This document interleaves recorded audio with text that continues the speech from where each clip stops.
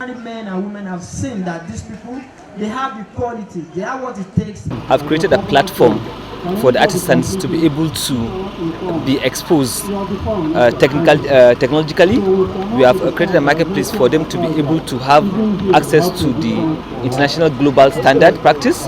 For instance, the marketplace is a place that they can be able to showcase their work and get market all over Nigeria, not only Nigeria. We are partnering with an agency in the UK that give NVQ, that's National Vocational Qualification, is equivalent to our own tree test here in Nigeria, that we can use to actually work both here and abroad as well.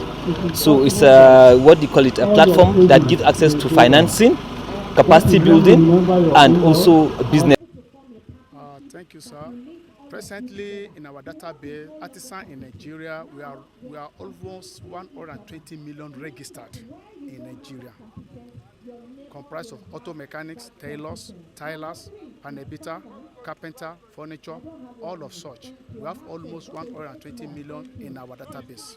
See, there's a lot of gap between the government and the artisans. That is why we have come up to this program, so that we can be able to leverage between the government and the private sector to help the artisans to fill that gap. We don't want to see boys that we have trained to be in the street. We want them to have modern equipment that will be able to help them in their own way. One of the challenges we are facing is professionalization of artisan and standardization, and we need a proper certification of artisan in Nigeria. There's no certification that can qualify anybody in Nigeria today as an artisan, and that is what we are fighting for. There should be government certification. If they mention somebody's name, they should know where it's coming from. For artisans, a lot of artisans in Nigeria today are still using very manual ways to do their work. A job that will cost them like maybe 20 minutes to do, they'll be doing it for 2 hours. If you go to a typical local workshop where we have more of our artisans, you see them hammering things and dragging things and all that. But if you reconcile that with the workshops that we have in other climes, you discover that in 5 minutes, the whole vehicle is loose. The only thing that is the difference is the equipment. And those equipments can be gotten by these artisans without them having to pay upfront. So if the artisans get equipments and train for those equipments, it will be quite easy for them to repair more vehicles or prepare more things at very short time. When it comes to issues of access to things like equipment, you need to have information, data.